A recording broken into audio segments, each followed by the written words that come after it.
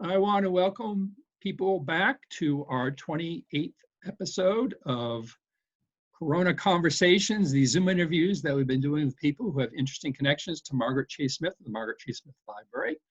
And today our guest is Hayley King, who actually has both connections. There's a connection to Margaret Chase Smith and to the library as well. Good morning, Hayley. Good morning. Where are you coming to us from? Oh, I'm coming to you from North Georgia. Okay. What's the weather down there like? Really gross. It's very dark and drizzly. What's gross by Georgia standards? Say that again? What's gross by Georgia standard for temperature? Oh, annually? well, it's in the 30s right now, and that's like bad weather. Well, you're only a couple of degrees above us. I figured you'd be in the 40s or 50s. Usually we are. Mm-hmm. Well, we'll talk more about Georgia at the end and how you wound up in Georgia. How are you doing with the pandemic? It has been an adjustment. Mm-hmm. When it first started happening, I was working for a community service board, and I worked with kids who are going to school. And so I had to call them on the phone because they were not going to school. They weren't allowed to come in. So it started with the phone and now it's video, but I'm getting used to it. So a lot of time spent at home? Yes, yeah. A lot of time spent at home. Well, what the advantages of your dual connections to both Margaret Chase Smith and the library is that we have lots of photos of you. And so part of the way that we'll do this conversation is by taking a stroll down memory lane and look at some photos. So I'm going to go to share screen and get actually, it's not our earliest photo. We have, I think, one of you when you're younger. It's our first photo of you with Margaret Chase Smith. Can you set the scene for our viewers? Well, this is in December of, I believe, 1990. I think it was the year that we moved to Maine, and in across the street from the library. For my 5th birthday, which was a couple days before this, I wanted a cowgirl outfit. And so I wore it when I went over to see Senator Smith because we would celebrate our birthdays together. I think her birthday was going to be a day or two after this day. Yeah, it's dated December 13th, 1990. Okay. So her birthday would have been the next day, December 14th. Yeah. She was going on 93, I think. Mm-hmm. Yes, indeed. Was this the first time you met her? No. Okay. I met her the same day my mom met her. Mm-hmm. We were invited to go over and have a neighborly visit. And I remember sitting on the floor and she was showing me how to play with this dog she had where you just wind it up and it would bark and do flips. Mm-hmm. And so I was on the floor playing with that. Mm-hmm. And she and my mom were talking. I did ask to use the restroom when I came out because there's a wall size mirror in that bathroom. I came out and I said, Senator Smith's got 2 toilets in her bathroom. And now I'm just so happy I didn't try and use the other one.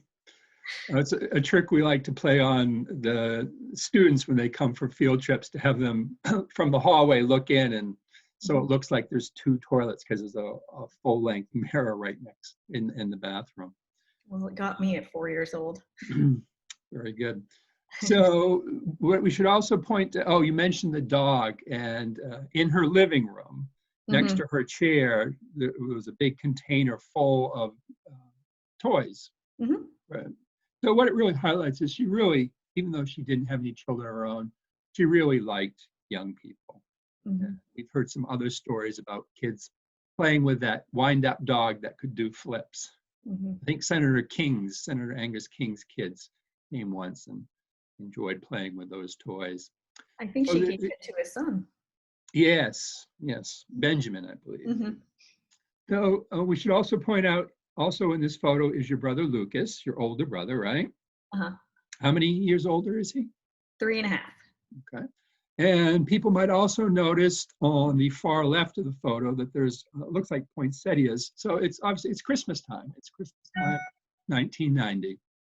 And as you mentioned, the day before Margaret Chase Smith's birthday. So your first connection is that you were a neighbor of Margaret Chase Smith. You lived right across the street from her home and the library. Mm-hmm. So let's get to some of your other connections. Remember, you remember this photo? Yes, yes, I do. Do you want to explain? This is Sarah. Sarah was Senator Smith's great niece, and this is the first day of kindergarten, and we were just so excited.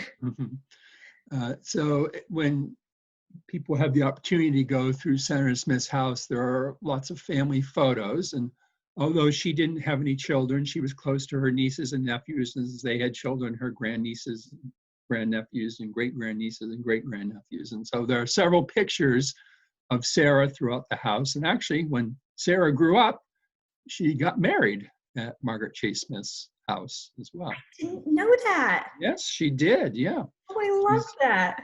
She's married to a school teacher who teaches at Lawrence High School.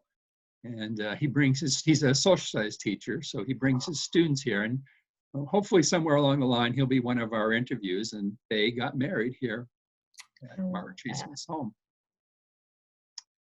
And let's see what we have next. What's going on here? I am playing the Tom Thumb. The green Tom Thumb. Yeah, the green Tom Thumb piano. My brother and I would play for her. He probably played more for her than I did because I was younger. But I was learning to play her favorite song, "Peg of My Heart," and I didn't get to play it for her before she passed away. But I did go over there and play it for her after. Okay. So this is dated November 3rd, 1996, and it's Community Appreciation Day, which I think is actually the first day I was ever at the Margaret Chase Smith Library. It may have been the second day. I came up one day for an interview, but this is after I had been hired, so I think this is the first time I got to be here as an employee. And so this is actually a piano that's kept in her house, and it was given to her by, would have been the Secretary of War at the time, because it was during World War II, James Forrestal. And it's called a Tom Thumb piano because it's tiny, 39 keys as opposed to 88 keys. It is not in the house, though. Right, because it was Community Appreciation Day, it got moved out front so that people could play it. And I think I'm going to show you next one of the people who would have been playing it. That's Mrs. Knight. Yes. Did you take lessons from Mrs. Knight? I sure did. Oh, well, tell people who Mrs. Knight is. Oh, she was just the sweetest woman. My brother and I took lessons from her. We'd go to her house for our lessons, and her house was filled with teddy bears. She collected them, so there were hundreds. They covered everything, and she was just the sweetest woman. And my family, like my dad, actually, we picked her up and brought her to Senator Smith's memorial service. Okay. So Marion Knight was a Skowhegan legend in that she had taught generations and generations of young people to play the piano. And she was a contemporary of Margaret Chase Smith's, probably a few years younger. She also played at her wedding, right? I don't remember about that, but again, she was a contemporary and she was quite a well-known piano player. I think she even goes back to the days of playing the piano at silent movies. Oh yeah. Yeah. So she was quite a legend in Skowhegan. And you reminded me of the teddy bears. I think we were the recipient of some of her teddy bears when she passed away. I have one. Yeah. Mhm. And then, do you remember this? I remember. Yes, this is Take Your Daughter to Work Day, isn't it? It is, and I can't quite make out the date because it's behind the share screen. It says April 23rd, 1998 at the top. Okay, glad you can see it. Let's see, I'm gonna redo this because I lost the full picture. Oh, still lost the full picture here. All right. So the other connection is that your mother, Lynnette King, worked at the Margaret Chase Smith Library. And she worked here, I believe, for 29 years. And she's been retired for about a year. So she must have started working, you said you moved here in 1990? Mm-hmm. Yeah. So it was soon after that she started working at the library. Mm-hmm. So I started working here in 1996, and very soon got to meet you and see you grow up. Here you are helping out Mom. It looks like you're putting together reports. I remember doing a lot of projects like this, mailings, filings.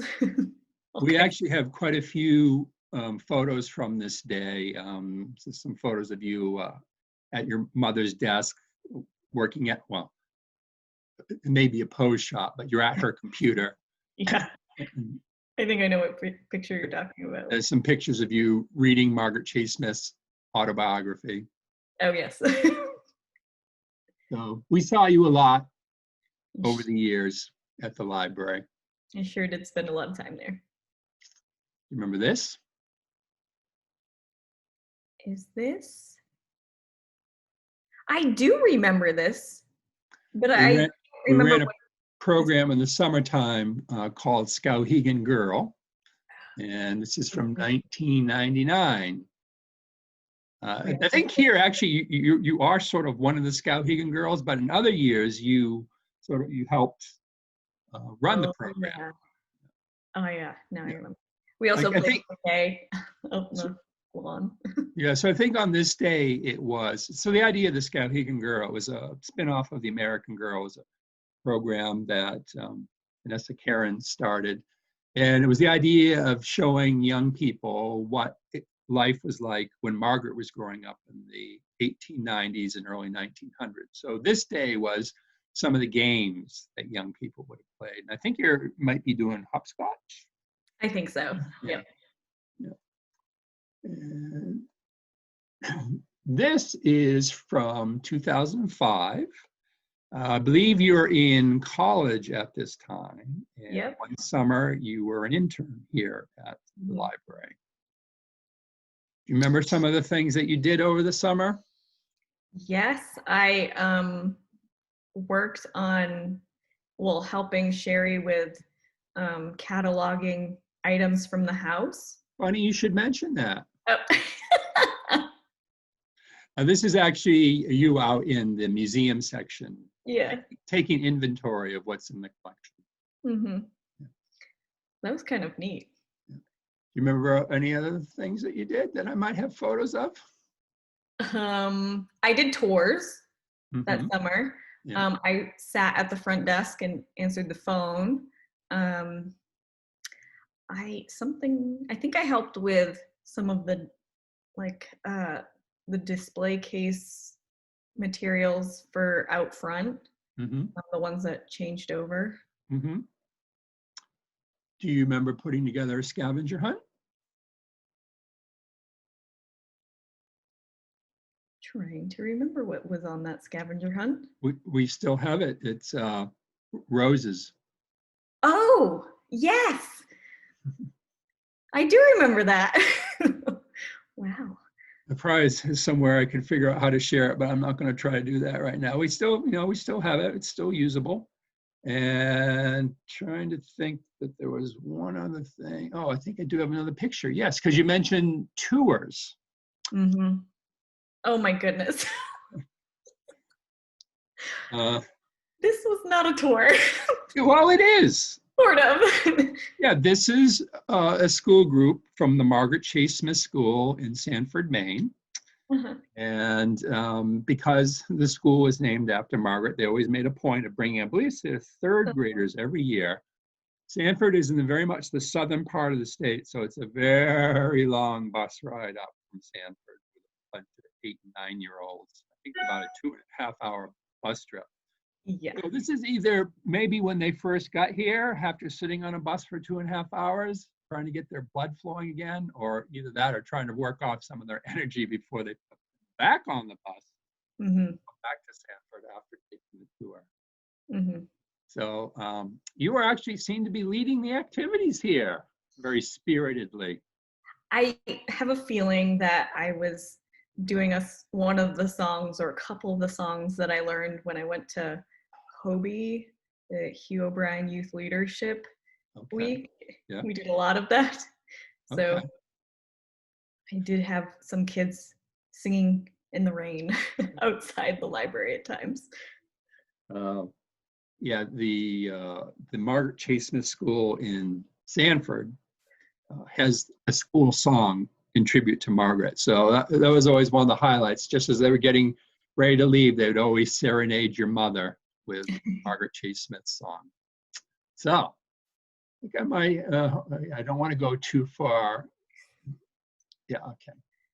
So the last connection, again, by virtue of the fact that your mother worked at the library and that you were right across the street, one of the things that the library did for many years when we were associated with Northwood University is Northwood would send some of their students out in the fall for a semester. We would do all sorts of activities with them. And as you got to be older and more the age of the fellowship students, you started to do more of the things with them, take them on field trips. And so we have quite a few pictures of you with fellowship students when they're on field trips. One of them would be usually to Brunswick. Yeah. And when you were at Bowdoin, sometimes you would join in with those. Do you remember what this picture is about? Yes. This is Lena. And I believe we're at,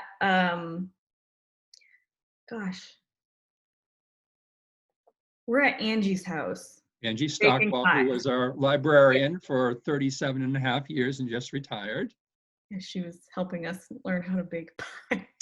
Yes, this is a whole series of pictures of you and the fellowship students learning to make apple pies.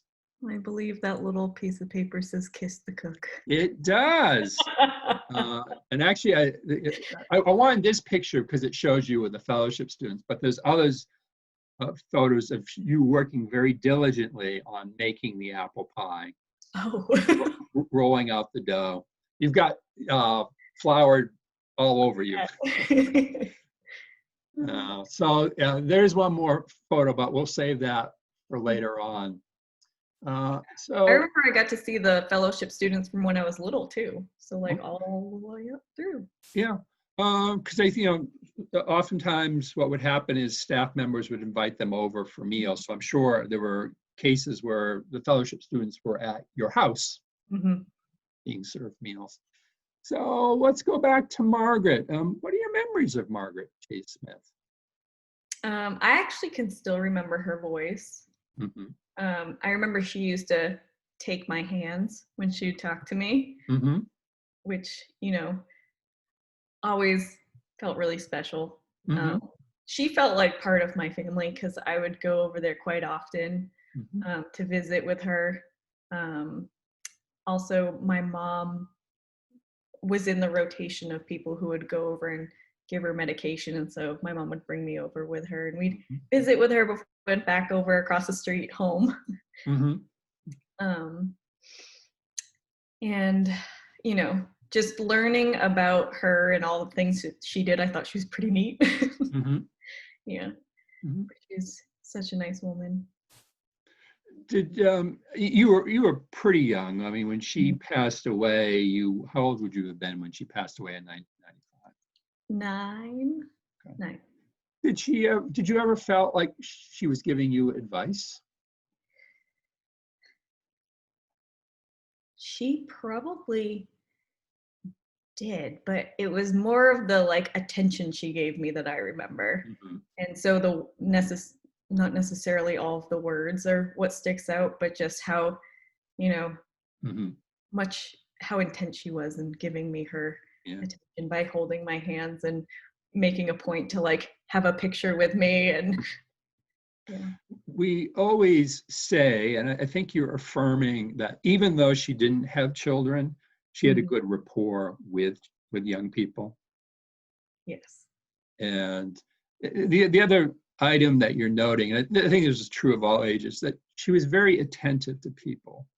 When she was with someone, she was present with them. She wasn't thinking about what she needed to be doing next. And we hear these stories time and again where when people were with her, it was often for quite a long period of time, which is sometimes hard to believe with the politician knowing how busy they are. So, for example, with Senator Collins, she tells the story that when she first met Margaret Chase Smith, that Senator Smith spent over an hour with her. And, you know, this is just a high school student. But later on, Angie Stockwell found the date book and she spent almost an hour and a half with Susan Collins. So she was a very attentive listener and very much cared about people.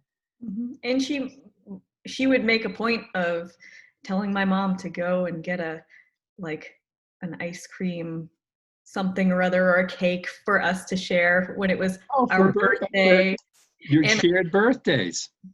And my mom told me, she would always tell me the story of how that day of that picture, the first one, she held both my hands, like was right down on my level and told me, you know, we're almost like twins. And I was like, we are?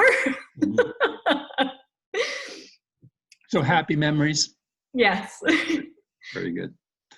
So I don't want to leave it at just that, because that only takes you to a certain age and you've gone on to do great things in your life. So I already mentioned that you went to Bowdoin College, and what did you do at Bowdoin? I majored in psychology, minored in sociology.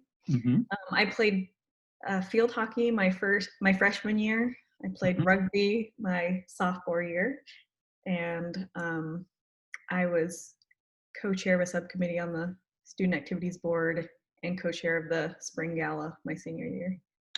So you're reminding me of some elements of your past that I had forgotten, and that is Margaret Chase Smith played on a championship Skowhegan High School basketball team. You played on some championship athletic teams at Skowhegan High School. Why don't you tell people about that?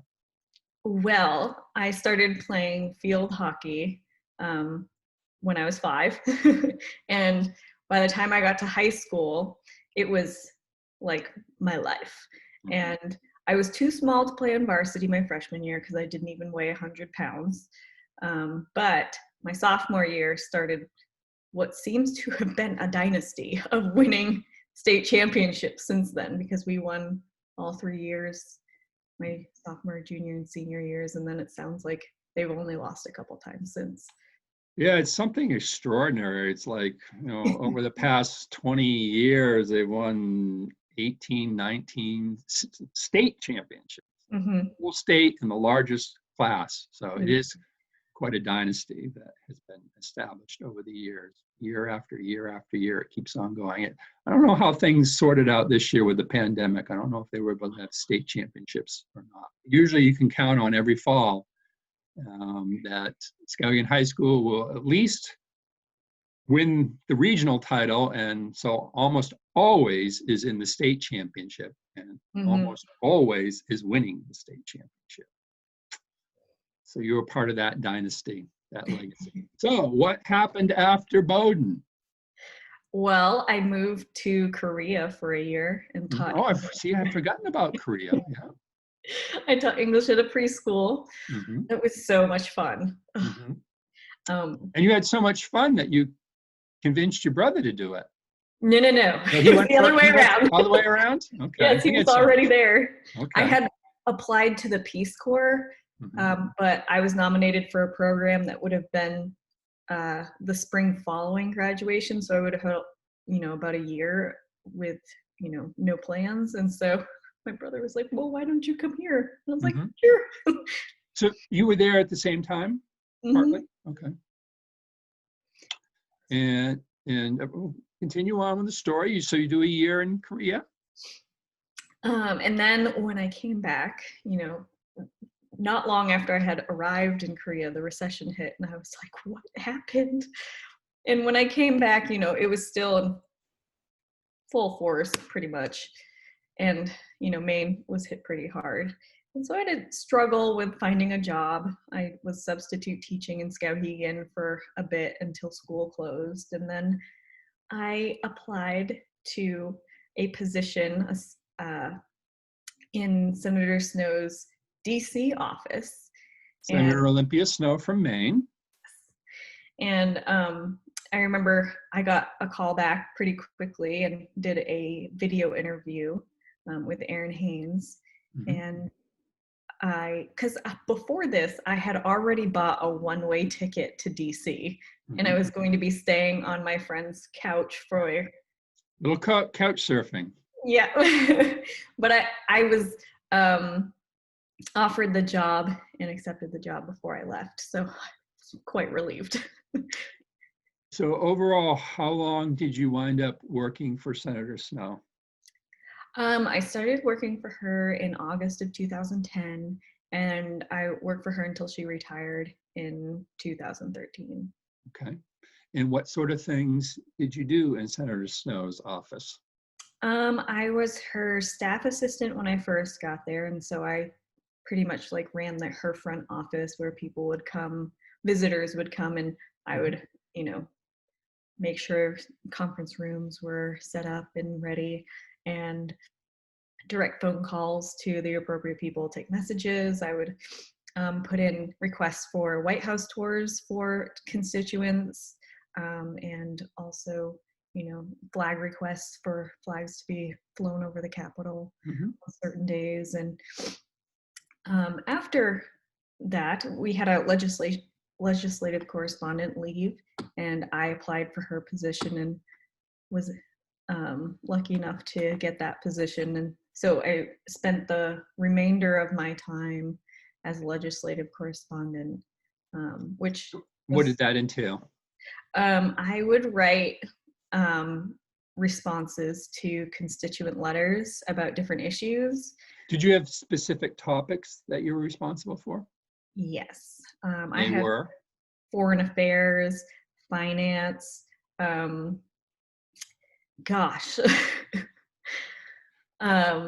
So when a piece of correspondence came in, say, related to foreign affairs, how would you find the information to send back? Well, I had access to resources that I could look up past bill activity. I could look up her past votes and use information like that to, and obviously her stance on issues, to craft a response. What was the volume of correspondence? Can you give people an idea of how much correspondence a United States Senator receives? Oh gosh, thousands. So how do you keep up with it all? It was an interesting experience. But you know, a lot of people are writing in about the same issue, and so, you know, her stance is her stance. So one letter is probably going to answer the questions or respond appropriately to many letters from constituents. So it would be the same letter being sent out. But yeah, it was a lot. Sometimes we got some really specific kind of weird, obscure topic that I'd have to try and find something for. Can you remember the oddest one you ever had to handle? I can't, but I remember just being like, that is the thing that you want to know about? Like, where do I find information about that? But for the most part, they were just, you know, all of them made sense. They were all about current events and current bills. And how many other people were in your position?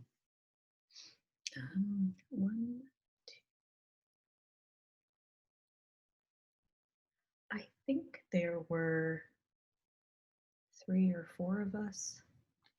Handling all the correspondence. Now, do you have an idea of what percentage was email and what percentage was physical mail?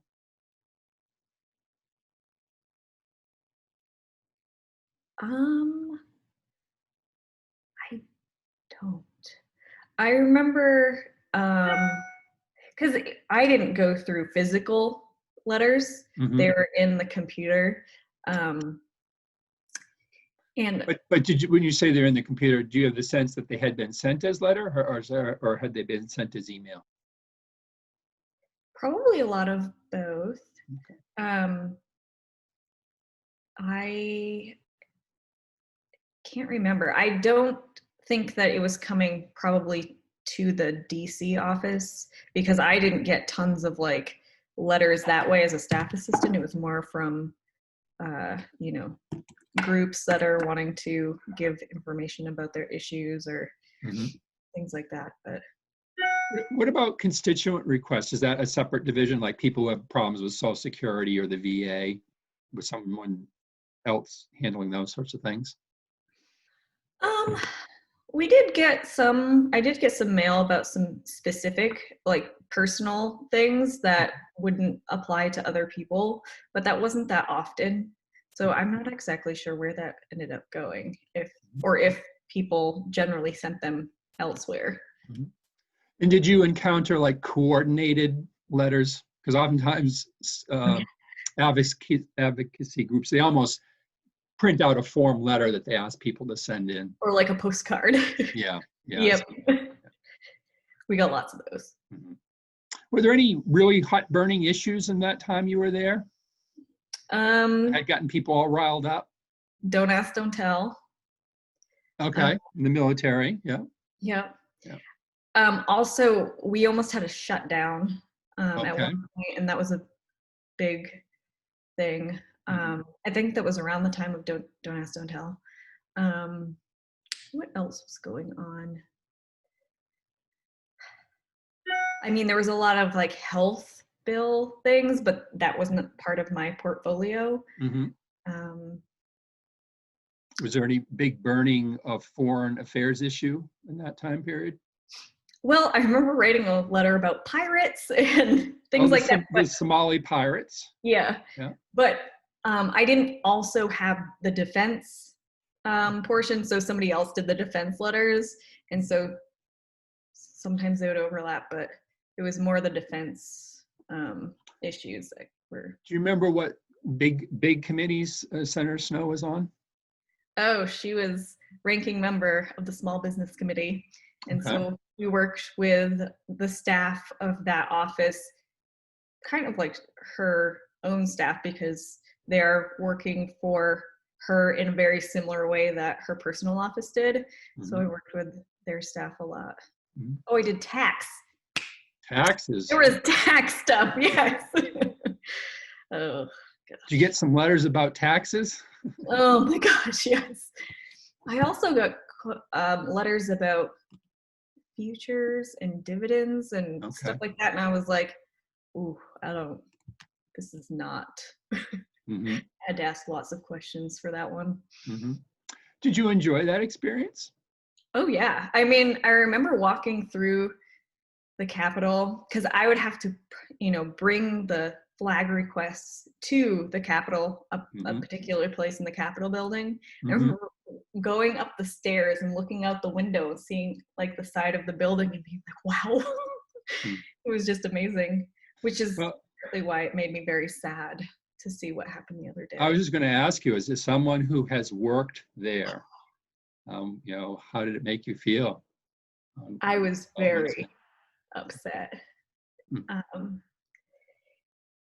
It was really difficult to see people casually walking around, taking photos, video of something that is very serious, and they don't seem to feel that way. They're feeling proud of themselves, and to know that, despite the fact that I work there, I could not go onto the Senate floor. You have to have privileges to go on the Senate floor, and only 1 or 2 staff could use privileges at a time. that was never going to be me. Mhm. The only time I had privileges was to go and hear her retirement speech on the floor. Okay. And then just to see people on the Senate floor sitting in, Mhm. it was really hard to watch. So Senator Snowe retires, and you have to make a decision at that point. And what do you decide to do? I ended up working for Ogilvy Government Relations. They're a boutique lobbying firm in Mhm. DC. One of the people on the small business committee staff left and went to work there, and so he let me know that they were looking for a staff assistant or a what was my title? I can't remember what my title was. Did you think about at all trying to stay working in Congress for another congressperson? No, I mean, I actually was not, I didn't go to school for politics and things like that. I kind of always knew that I would end up in a psychology related field. Mm-hmm. But it was an amazing experience, and certainly serving the constituents of Maine is, and also, just clients for our lobbying firm was a good learning experience. Well, you just made me think, you didn't go to college and study political science or economics. No. But did your training in psychology and sociology help you with your work? It kind of helped me understand, what kind of people may be calling and yelling at me on the phone in the front office, that, or, writing letters that were very strongly worded, sort of keeping things in perspective. I don't know if I really thought of it that way while I was working there. So the boutique lobbying, did it tend to relate to this small business realm that you were mentioning, or was it other areas? We had different areas. We did a lot with energy, taxes, also, well, because I supported 3 of the lobbyists, and really did a lot with their schedules, their meetings on the Hill, or when we have clients come into DC to meet with members, helping set those up so that it's kind of a seamless visit, and scheduling their travel to go different places. Trying to think of all the things that we were most focused on. I remember energy because my people really worked a lot of energy. So how long did you wind up working for Ogilvy? So from 2013 to mid 2015, when I went back to graduate school. And what did you go back and study? Clinical mental health counseling. And what came of all, where? At Marymount University in Arlington, Virginia. And what came of all of that? Well, 2.5 years of school, which included a lot of working for free as an intern. And then, that's right. It has a classier name. It's called an internship. And then after I graduated, my husband and I moved from living right in DC, like near DuPont Circle. So by that point, how long had you lived in DC? Well, this was 2015, so I moved there in 2010. So at that point, it was 15 years when I had 5 years when I went to school, and then by the time I was done and when we left, it had been 8. Did you like living in Washington, D.C.? I did. I felt very nostalgic while watching, different images from the other day, and also mixed with, sadness and some anger. Mhm. But, I would have been there was a time when I would have been on lockdown in one Yeah. of those buildings, and I had friends that were on lockdown in those buildings. Yeah. So you wind up in North Georgia Yes. and been there for a couple of years now?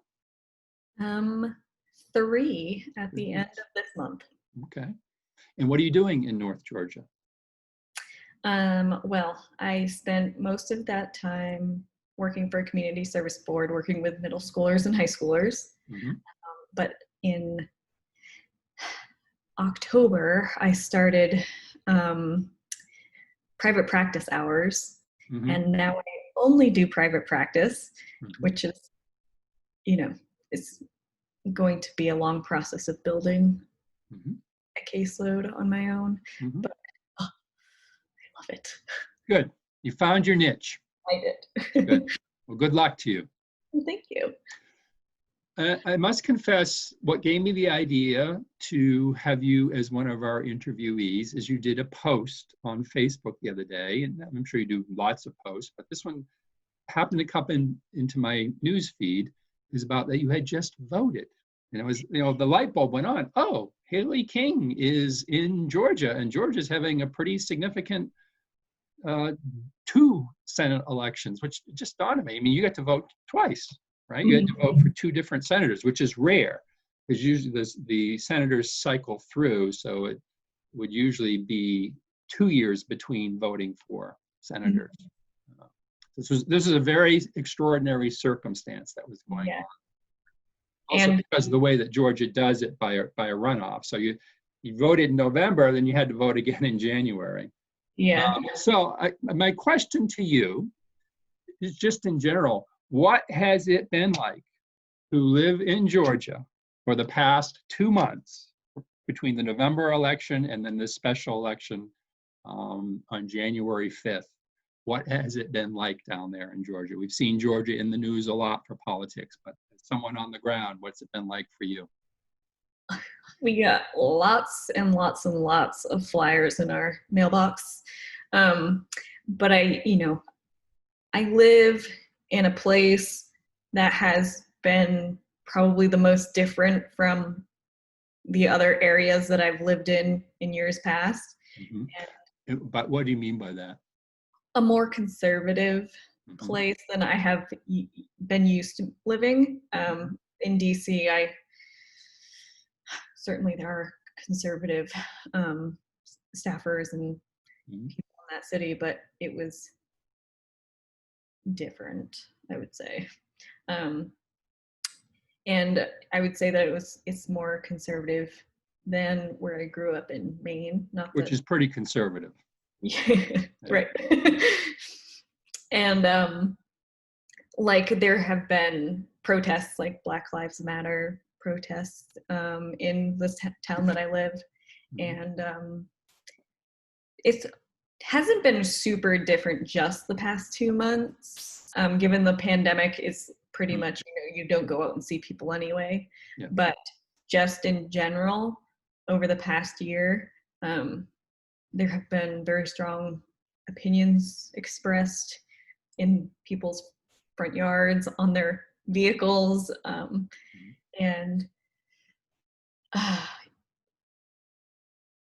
people are also, I would say, more vocal about political issues here than well, it's hard to beat DC, but True.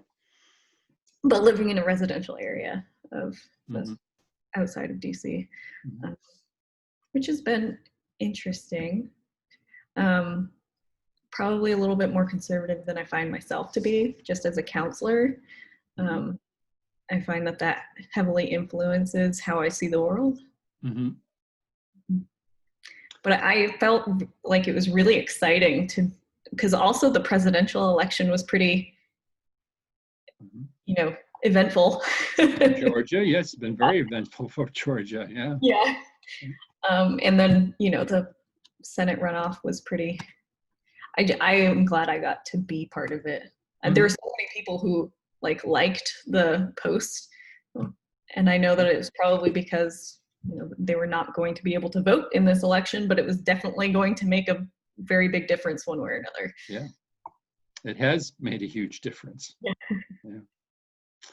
Well, thank you very much for taking the time to bring us up to date on your journey, which very early in your life started across the street from Margaret Chase Smith's home. Mm-hmm. So you did some of your early growing up around Margaret, and a lot of time at the library, again, by virtue of your mother working at the library for 29 years. And it's been, for me, a joy to see you grow up and to become the young woman that you are. So I wish you continued success with your career. Thank you so much. And thank you for having me. Oh, my pleasure. You have also been a big part of my growing up because you would always help me with lots of my writing. You don't need much help with it. You're a very, very good writer, very good scholar. Oh, well, thank you. You're very welcome. Bye-bye. Bye.